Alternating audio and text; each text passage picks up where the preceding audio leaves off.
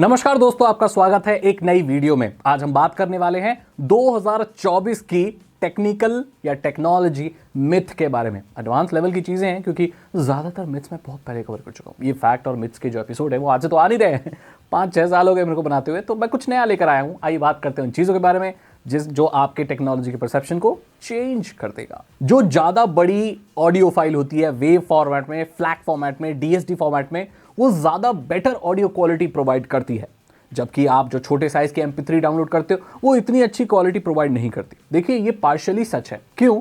हम ये मानते हैं कि वेव फॉर्मेट में, फ्लैग में, डीएसडी में बहुत ज्यादा डिटेल किसी भी ऑडियो की रहती है। जब आप किसी को मतलब रिकॉर्ड करके देते हो, आप स्टूडियो चलाते हो या कुछ प्रोफेशनल लेवल की ऑडियो रिकॉर्डिंग करते हो ना, तो वो MP3 में रिकॉर्ड नहीं होती, वो एक हायर कोडैक में, हायर लेवल की उसमें होती है, उसमें ज़्यादा डिटेल्स होती है। लेकिन एक एवरेज प्लेयर के लिए, एक एवरेज लिसनर के लिए, जो नॉर्मल आप एयरफोन वगैरह हेडफोन इस्तेमाल करते हो, उसमें इतनी डिटेल्स सुन नहीं सकते। सो कोई फ़ायदा नहीं है। जो MP3 का 128 वाला जो वर्जन आता है वो मोर दैन इनफ होता है, उससे आगे जाने की आपको ज़रूरत नहीं है। तो अगर आप नॉर्मली घर में सुनने के लिए कोई भी ऑडियो फाइल डाउनलोड करते हैं या तो एक्सपोर्ट करते हैं, तो वो आपको MP3 में ही करनी चाहिए, क्योंकि वो एक कंप्रेस्ड वर्जन होता है। आपका साइज बचेगा, आपका स्पेस बचेगा और कोई फ़र्क भी नहीं पड़ेगा अगर आप एक एक सॉन्ग 1-1 GB का कर रहे हैं, उसका कोई फ़ायदा नहीं है। तो ये मिथ है कि नॉर्मल यूज़र के लिए हाई डेफिनेशन की जो ऑडियो, ज़्यादा फाइल साइज वाली, वो बेटर ही होती है। ऐसा रियल में नहीं होता। अगला मिथ है कि क्वांटम कंप्यूटर्स हमारे मेन स्ट्रीम कंप्यूटर्स को रिप्लेस कर देंगे। क्वांटम सुप्रीमेसी आने वाली है। अब देखो, आपको नहीं पता है कि क्वांटम कंप्यूटर्स कैसे काम करते हैं, तो मैंने पूरा प्रोफेसर बनके इसके ऊपर एक पूरा लेक्चर अच्छे से एक्सप्लेन किया है कि क्यूबिट्स क्या होते हैं, क्वांटम कंप्यूटर्स कैसे काम करते हैं। उस वीडियो का लिंक मैं डिस्क्रिप्शन में दे दूंगा। तो उसकी क्यूबिट होती है, वो एक साथ 2 शो करती है, अप भी एंड डाउन भी। बल्कि दूसरी जगह जो क्लासिक कंप्यूटर होते हैं, या तो अप लेवल करेंगे या लो लेवल शो करेंगे, एक टाइम पर एक करेंगे, इसीलिए मल्टीटास्किंग ज्यादा हो सकती है। अब एक मिसकंसेप्शन है, लोग बोलते हैं कि क्वांटम कंप्यूटर्स अगर आप नॉर्मल घर में इस्तेमाल करने लगे अपनी नॉर्मल टास्क को करने के लिए, तो वो बहुत ज्यादा फास्ट हो जाएंगे, जबकि ऐसा नहीं है। ऐसा क्यों नहीं है, अब इसको समझते हैं। साइंटिफिक रीजन होना चाहिए ना हर किसी चीज का। बेसिकली क्वांटम कंप्यूटर्स जो हैं वो हमारे मेन स्ट्रीम टास्क को करने के लिए बने ही नहीं है। क्वांटम कंप्यूटर्स एक साथ बहुत सारे टास्क को कर सकते हैं, यानी कि अगर हम उसको एक साथ बहुत सारे 10,000 प्रोसेस या 3,000 प्रोसेस दे दें तो वो उसे क्विकली खत्म कर सकते हैं। लेकिन हमारे यहाँ इतनी प्रोसेस तो चल नहीं रहे होते, तो नॉर्मल कंप्यूटर्स कभी भी क्वांटम कंप्यूटर के साथ मिक्स नहीं हो सकते। इन दोनों के एप्लीकेशन अलग होते हैं। तो क्वांटम कंप्यूटर्स कितने भी आगे बढ़ जाएं, एक नॉर्मल कंज्यूमर्स को वो कुछ भी मदद नहीं कर सकते, बिकॉज हमारी जो कैलकुलेशन है, हमारी जो प्रोसेस है, हम मुख्य तौर पर 3 से 4 सॉफ्टवेयर एक साथ चला सकते हैं। 10,000 सॉफ्टवेयर, 3,000 सॉफ्टवेयर एक साथ नहीं चला सकते।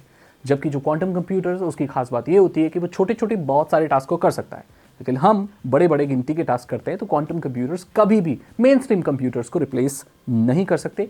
ये मिथ है कि ऐसा होगा कि वो क्वांटम कंप्यूटर्स हमें रिप्लेस कर देंगे नॉर्मल कंप्यूटर्स को, ऐसा कभी नहीं होगा। माना जाता है कि जब आप राउटर लगाते हो वाईफाई का, तो उसमें जितने ज़्यादा एंटेना होंगे, कवरेज उतना ही अच्छा मिलेगा। देखिए, ये भी पार्शियल सच है, पूरा सच नहीं है। हाँ, ये मैं मानता हूँ कि किसी भी राउटर में अगर ज़्यादा एंटेने हो, आजकल राउटर आते हैं जिसमें 4, 5, 6 एंटेने हैं, तो अच्छा मिलेगा भाई कवरेज। लेकिन ये भी डिपेंड करता है कि आपके राउटर का सॉफ्टवेयर कौन सा है, फर्मवेयर कौन सा डला हुआ है, उसमें चिप कौन सी डली हुई है और वो कौन से बैंड पर काम करता है। नो मैटर आपके कितने सारे एंटीना है, नो मैटर आपके पूरे घर में छत पे आपने एंटीना लगा रखा है या इतने बड़े बड़े वाईफाई एंटीने लगा रखे हैं, अगर आपके राउटर की चिप वीक है और वो लोअर स्टैंडर्ड पर काम करता है, वो डुअल बैंड राउटर नहीं है, तो आपको भाई वो परफॉर्मेंस नहीं मिलेगी जो आप एक्सपेक्ट कर रहे हैं, राइट।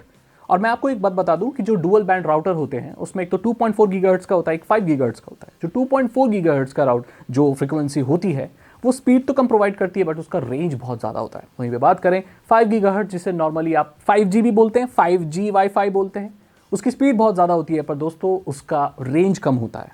तो ये फ्रीक्वेंसी पर डिपेंड करता है, इसलिए डुअल बैंड लोग प्रेफर करते हैं, सिंगल बैंड वाले आजकल प्रेफर नहीं करते। बिकॉज अगर आप पास में है राउटर के तो आप ज़्यादा स्पीड एक्सेस कर सकते हैं, दूर हैं तो आपको स्पीड उतनी नहीं मिलेगी, बट 2.4 गीगाहर्ट्ज से कवरेज अच्छा मिल जाएगा।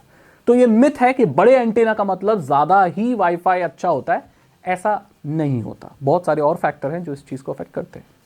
मानते हैं कि ब्लॉकचेन टेक्नोलॉजी एकदम इम्यून है, इसमें छेड़खानी नहीं की जा सकती, साइबर अटैक्स इस पर नहीं हो सकते, जबकि ये मिथ है। ऐसा नहीं है दोस्तों। आजकल ऐसे केसेस भी देखने को मिले हैं कि ब्लॉकचेन के जितने भी नोड्स हैं, जितने पार्टिसिपेंट्स हैं, जितने यूनिट्स हैं, वो बहुत मल्टीपल वेज में भी लोग मैनिपुलेट कर दे रहे हैं। यानी कि कोई भी देखो, मैं आपको एक बात कहना चाहता हूं आज, इंटरनेट पर सिक्योरिटी में ऐसी कोई भी चीज नहीं है जो फुल प्रूफ हो, चाहे वो ब्लॉकचेन ही क्यों ना हो। हर किसी का तोड़ और लूप होल मिला है और आगे मिलेगा। तो अगर आप ये मानते हो इंटरनेट पे ब्लॉकचेन की, तो बात ही छोड़ दो। कोई भी टेक्नोलॉजी फुल प्रूफ है तो ये मिथ है दोस्तों। इसके लिए मैं अलग अलग चीज के लिए कवर नहीं करूंगा। तो ये मिथ है। अगर आप किसी भी चीज को अल्ट्रा सिक्योर मानते हो और बोलते हो इसे कोई भेद नहीं सकता, ये रियल नहीं है दोस्तों। ये एक बहुत बड़ा मिथ है और मिसकंसेप्शन है अगर आप इस चीज को मानते हो। ये मानते हो कि वेब 3.0 हर चीज को डिसेंट्रलाइज कर देगा, ये नहीं होने वाला। हाँ, ये मैं मानता हूं कि लोग जो नॉर्मली चीजें इस्तेमाल करते हैं, social media, money, digital assets, ये सब चीजें जो भी हैं, ये हो जाएंगी। लेकिन बहुत सारी ऐसी चीजें भी हैं जिन्हें डिसेंट्रलाइज नहीं किया जा सकता। उसमें एक हब, एक अथॉरिटी की जरूरत तो पड़ेगी ही, एक सेंट्रलाइज सिस्टम की जरूरत पड़ेगी। तो अगर आप ये मानते हैं कि वेब 3.0 आने के बाद सब कुछ डिसेंट्रलाइज हो जाएगा और पब्लिक ही हर चीज की मालिक होगी, बीच में गवर्नेंस का कंट्रोलिंग या हब कोई नहीं होगा, एक अथॉरिटी कोई नहीं होगी, ऐसा कभी नहीं होने वाला दोस्तों। अगर आप ये मानते हो कि सारे ही आर्टिफिशियल जो एआई हैं, जो आर्टिफिशियल इंटेलिजेंस के जो मॉडल्स हैं, वो जैसे जैसे बढ़ते हैं आगे, यूज किए जाते हैं, वो इंप्रूव होते हैं, ऐसा नहीं है। एआई भी दो तरह के होते हैं। एक एआई को ऐसा डिजाइन किया जाता है कि जैसे जैसे वो यूज होता है, लोग उसके साथ इंटरैक्ट करते हैं, उस चीज से वो सीखता है और खुद को इंप्रूव करता है। उसको इसी तरीके से कोड किया जाता है। लेकिन कुछ एआई, जेनरेटिव एआई एक्सपीरियंस, कुछ ऐसे भी होते हैं जिनको आगे इंप्रूव होने के लिए नहीं बनाया गया होता। इसका एक बहुत अच्छा एग्जांपल मैं आपको देता हूं। चैट जीपीटी जो पहले निकला था, इंटरनेट से कनेक्टेड नहीं था, तो उसका जो डेटा था वो लिमिटेड था 2021 तक, यानी कि उसको आगे इंप्रूव होने के लिए नहीं बनाया गया और उसके पास 2021 के बाद वाला डेटा भी है नहीं। तो उसमें इंप्रूवमेंट की ज्यादा चांसेस ही नहीं है, बिकॉज वो लेटेस्ट डेटा नहीं हैंडल कर रहा है, ना ही वो अपने अंदर कुछ और अलग से ले रहा है। लिमिटेड नॉलेज है, वो इस चीज को मार्क भी करता था। आप समझ गए? तो ऐसा जरूरी नहीं है कि एआई जो भी है वो सारे ही एआई खुद को इंप्रूव करने के लिए बने। नहीं, जो कोड किए गए हैं वही इंप्रूव होने के लिए बने हैं। बाकी सारों की लैंग्वेज, बाकी सारों की नॉलेज, ये सब डेटाबेस लिमिटेड है जितना उनमें फीड किया गया है। अब आप समझे इस बात को। वाईफाई ऑफ कर देने से, ब्लूटूथ ऑफ कर देने से बैटरी बचती है। यह चीज हम बहुत पहले से सुनते आए हैं। जब मेरे पास वो नोकिया का मल्टीमीडिया फोन आया था, नोकिया 3110, ब्लूटूथ एक बहुत नई चीज हुआ करती थी। तो मैंने ये सुना था 2006 में, 2007 में, कि ब्लूटूथ ऑफ कर देना चाहिए, नहीं तो मोबाइल किसी और के कंट्रोल में आ जाएगा। ब्लूटूथ ऑफ कर देना चाहिए, उससे बैटरी बचती है। उस जमाने में ये बात सही भी थी, बिकॉज ब्लूटूथ एक फेयरली न्यू टेक्नोलॉजी थी और वो बैकग्राउंड में बहुत ज़्यादा बैटरी लिया करती थी, बिकॉज नोकिया के फ़ोनों में बहुत कम 1000 mAh से 900 mAh से भी कम की बैटरी हुआ करती थी। आजकल ये सीन नहीं है दोस्तों। ब्लूटूथ और वाईफाई अब ऐसे प्रोटोकॉल्स और ऐसे चीज़ों पर काम करते हैं कि वो बहुत लो एनर्जी वो प्रोटोकॉल्स हैं। यानी कि वाईफाई और ब्लूटूथ बैकग्राउंड में चलते तो रहते हैं, लेकिन वो बहुत कम एनर्जी ले रहे होते हैं, बहुत कम पावर कंजप्शन होता है। अगर आप अपने ब्लूटूथ को ऑन भी रखते हैं हमेशा अपने फ़ोन में, तो बैटरी पर ज़्यादा फर्क नहीं पड़ता, बिकॉज ये जो ब्लूटूथ है ना, ये बहुत इवॉल्व हुआ है। आपको पता है ना, ब्लूटूथ 2, 3, 4, 5, ब्लूटूथ 5 ऐसे आगे कर करके ब्लूटूथ के वर्जन आ रहे हैं। हाँ, वाईफाई में अगर यूसेज है, आप हैवीली डेटा कंज्यूम कर रहे हैं, that's a separate thing, because वो एक मेन स्ट्रीम चीज़ चल रही है। बट बैकग्राउंड में अगर वाईफाई ऑन है या बैकग्राउंड में ब्लूटूथ ऑन है, तो वो बिल्कुल भी ज़्यादा बैटरी नहीं ले रहा है। और इनफैक्ट आजकल तो स्मार्ट वॉचेज आ रही हैं और ऐसे डिवाइसेज आ रहे हैं जो हमेशा कनेक्टेड होने के लिए हैं और वो ब्लूटूथ से ही कनेक्ट होते हैं। तो इसका मतलब अगर आप स्मार्ट वॉच यूज़ करते हैं जो कि हमेशा आपके फ़ोन से कनेक्टेड है, तो क्या फ़ोन की बैटरी भी ज़्यादा जा रही है? नहीं, वो बहुत लो पावर्ड ब्लूटूथ सर्विस है जो ज़्यादा बैटरी नहीं लेती। तो आप बिंदास ऑन करके रख सकते हैं, कोई दिक्कत नहीं होती, कोई बैटरी नहीं लगती, मस्त है। जितना ज़्यादा महंगा HDMI केबल खरीदेंगे, टीवी की क्वालिटी, स्क्रीन की क्वालिटी उतनी बेटर होगी। मैंने देखा है, मैं मार्केट में जाता हूँ, वहाँ पर मैं दुकान में खड़ा रहता हूँ, तो वहाँ पर लोग आते हैं, बोलते हैं मुझे HDMI केबल दो, मेरे टीवी में लगाने के लिए, मेरे सेटअप बॉक्स में लगाने के लिए, मेरे कंप्यूटर में लगाने के लिए। तो दुकानदार बोलता है 100 रुपये वाली दिखा दूँ या 1800 वाली दिखा दूँ? 1800 वाली में ज़्यादा अच्छी पिक्चर क्वालिटी है, ये गोल्डन प्लेटेड है। मेरे दोस्त, HDMI एक डिजिटल सिग्नल पर काम करता है, ये एनालॉग सिग्नल पर काम नहीं करता। तो इसका मतलब है कि केबल की क्वालिटी और उसकी पिन से पिक्चर क्वालिटी का कोई रिलेशन नहीं है। यहाँ पर सिर्फ कॉन्टैक्ट होना चाहिए, पिन सही होनी चाहिए और आपकी पिक्चर क्वालिटी वैसी ही चलेगी जैसा आउटपुट आपको आपके कंप्यूटर, सेटअप बॉक्स या किसी भी सिस्टम से मिल रहा है। तो यहाँ पर पिक्चर क्वालिटी का कोई भी संबंध आपकी HDMI केबल से है ही नहीं।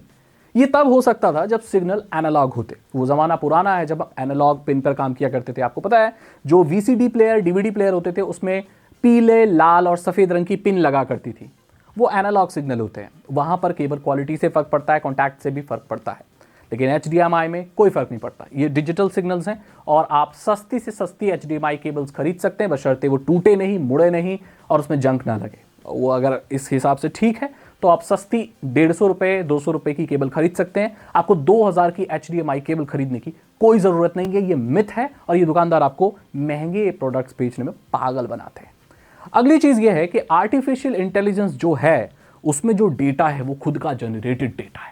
जो आर्टिफिशियल इंटेलिजेंस है ना दोस्तों, वो चीज़ें खुद ही जनरेट करता है। आपने देखा है ना आजकल ऐसे AI टूल्स आ गए हैं जो रियल लाइफ पिक्चर्स बना देते हैं, पेंटिंग बना देते हैं, लोगों के फेस बना देते हैं जो कि इस दुनिया में एग्जिस्ट नहीं करते। तो आपको क्या लगता है ये डेटा खुद बना रही है AI? नहीं, AI खुद नहीं बना रही है। इनफैक्ट मैं कहूँ कि कॉपीराइट लॉ को तोड़े बिना आज का कोई भी जनरेटिव AI काम ही नहीं कर सकता। ये बहुत बड़ा स्टेटमेंट है, मैं आपको बता दूं, लेकिन ये एक रियलिटी है। जो आर्टिफिशियल इंटेलिजेंस काम कर रहा है उसको डेटा दिया गया है, तभी वो उस डेटा को प्रोसेस कर पा रहा है। ऐसा थोड़ी है कि वो खुद का कुछ बना रहा है, नहीं, उसको बताया गया है इंसानी फेस कैसा दिखता है, आंखें कैसी दिखती हैं, है ना, हेयर कैसे होते हैं, प्रिंटिंग्स कैसी होती हैं, और ये सारी चीज़ें ना पब्लिकली अवेलेबल डेटा से फीड की गई हैं। यानी कि इंटरनेट पर जो फ्री डेटा, इमेजेस हैं, गूगल इमेजेस हैं, या जो भी इंटरनेट पर फ्री इंफॉर्मेशन है वो आर्टिफिशियल इंटेलिजेंस को फीड की गई है। तो जब वो कोई चीज़ जनरेट करता है तो आंखें कहीं से उठाता है, मुंह कहीं से उठाता है, बाल कहीं से उठाता है, टांगे कहीं से उठाता है और एक ह्यूमन क्रिएट कर देता है। हाँ, देखकर हमें ये लगता है कि ये एक नई चीज़ बन गई, बट आर्टिफिशियल इंटेलिजेंस के जो एल्गोरिदम है वो सारी चीज़ों को इस तरह से कंबाइन करते हैं कि एक नई चीज़ बन जाती है। लेकिन अगर हर एक चीज़ को आर्टिफिशियल इंटेलिजेंस से ही वेरीफाई किया जाए तो आप ये पाएंगे कि इसमें बहुत सारी जो चीज़ें हैं वो पब्लिकली अवेलेबल डेटा से ली गई हैं। इसलिए कॉपीराइट लॉ और आर्टिफिशियल इंटेलिजेंस और जनरेटिव AI के बीच में काफ़ी क्लैश चल रहा है बहुत सारे देशों में कि ये भाई पंगा कर सकते हैं। तो ये भी एक मिथ है कि आर्टिफिशियल इंटेलिजेंस जो चीज़ बनाता है वो कंप्लीटली ओरिजिनल होती है, वो नहीं होती है। और लॉ बड़ा डगमगा रहा है इस चीज़ को लेकर। देखते हैं क्या होता है आगे चलकर। अभी तो ये चीज़ आई है, आगे चलकर बहुत नए कानून आएंगे, उसको हम देखेंगे। तो यहाँ पर मैंने एडवांस लेवल के बहुत सारे मिथ बताए आपको टेक्नोलॉजी के बारे में। आई थिंक मैंने कुछ पुरानी चीज़ कवर नहीं की, नई चीज़ें रखने की कोशिश की। अगर आपको ये वीडियो अच्छी लगी तो इसे लाइक करें, अपने दोस्तों के साथ शेयर करें। आपको भी लगता है कोई टेक्नोलॉजी मिथ है जो लोग मानते हैं, उसको कमेंट सेक्शन में लिखिए। चैनल को सब्सक्राइब करने के साथ साथ बेल आइकन को प्रेस करें और इथिकल हैकिंग में इंटरेस्ट है तो डिस्क्रिप्शन चेक करें। मैं मिलता हूं आपसे अगली वीडियो में। Thank you so much and good